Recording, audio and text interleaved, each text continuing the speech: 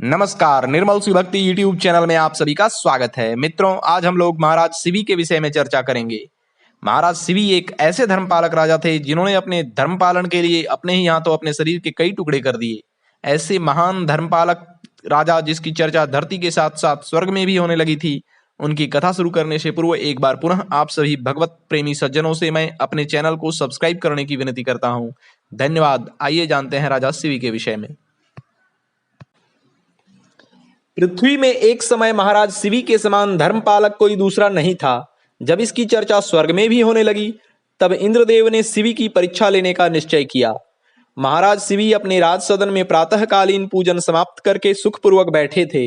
इतने में एक कबूतर डरा घबराया बड़े वेग से उड़ता आया और उनकी गोद में बैठकर उनके वस्त्रों में छिप जाने की चेष्टा करने लगा। राजा शिवी ने स्नेह से उस पर हाथ फेरा तो वह अपने आप में सिकुड़कर दुबक गया। इतने में ही एक बाज उड़ता आया और सामने बैठकर स्पष्ट मनुष्य की भाषा में बोला, यह मेरा आहार है।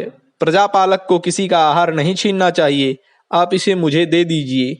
तब महाराज शिवी ने कहा, यह मेरी शरण में आया है, शरणागत की रक्षा करना मेरा धर्म है। महाराज शिवी बिल्कुल सही कह रहे थे।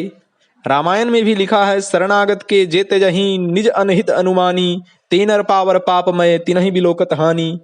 अर्थात जो व्यक्ति शरण में आए हुए व्यक्ति का इसलिए त्याग कर देता है कि इससे हानि होगी, तो ऐसा व्यक्ति अत्यंत पाप का भागी हो जाता है और उसे देखने मात्र से अन्य लोगों को हानि होती है।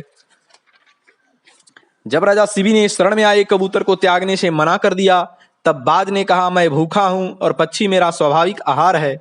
मैं इतना थक चुका हूं कि अब दूसरा शिकार भी नहीं कर सकता। आप मेरा आहार छीनकर मुझे मृत्यु के मुख में डालने का पाप कर रहे हैं।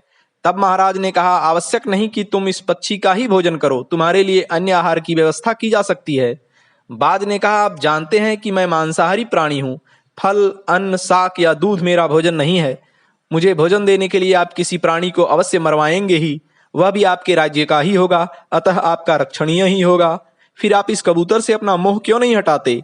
मैं मृत प्राणी का मांस तो खाता नहीं। राजा ने कहा, किसी अन्य प्राणी का मांस तुम्हें नहीं दूंगा। शिवी के स्वर में दृढ़ निश्चय का भाव था। तुम मेरे मांस से अपनी भूख मिटा सकते हो। बाज ने कहा, आपका यह निर्णय मुझे समझदारी भरा नहीं लगता, पर मुझे कोई आपत्ति नहीं है। आप इस कबूतर के तौल के बराबर मांस मुझे दे दें। अधिक का लोभ मैं नहीं करता और इससे कम में मेरा काम नहीं चलेगा। तराजू मंगाया गया।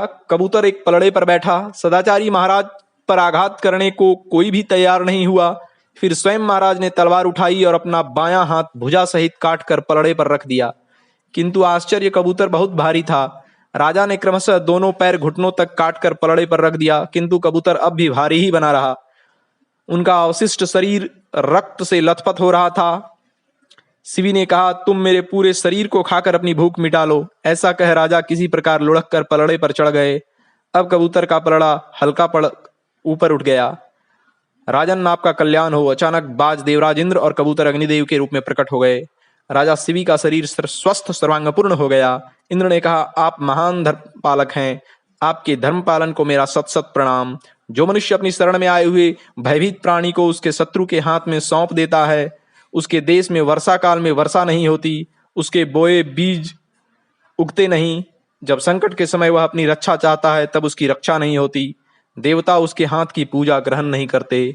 ओम।